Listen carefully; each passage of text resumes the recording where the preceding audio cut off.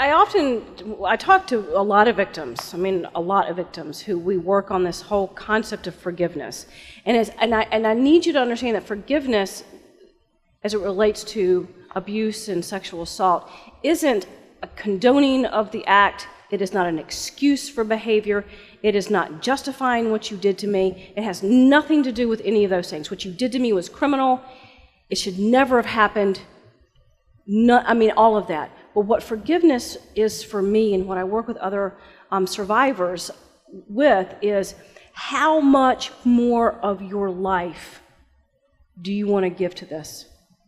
And at the end of the day, the hatred and the anger and the bitterness and the rage and the addictions and all the stuff that comes from holding on, at the end of the day, you have to look at yourself and say, did I add any value to my life? At the end of the day, is what I'm feeling and working with working for me? What am I getting out of it? And the answer really comes back as nothing. Nothing.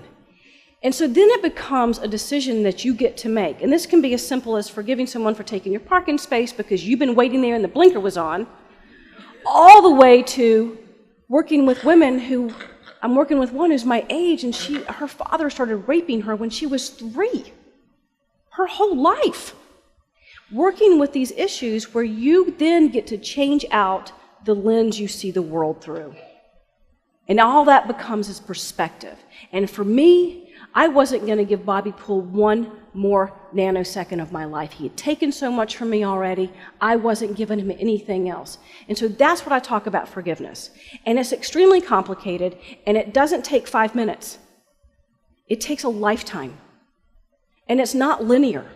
You don't go from step 1 to step 2 to step 3 to step 4. It's messy, it's complicated, it's all over the place. But you got to start, and you got to work on it. And then what you find is it becomes almost a way of looking at life for other issues. Because let's face it, there's not one person in here who's going to get through this life and not be damaged or hurt or disappointed or betrayed.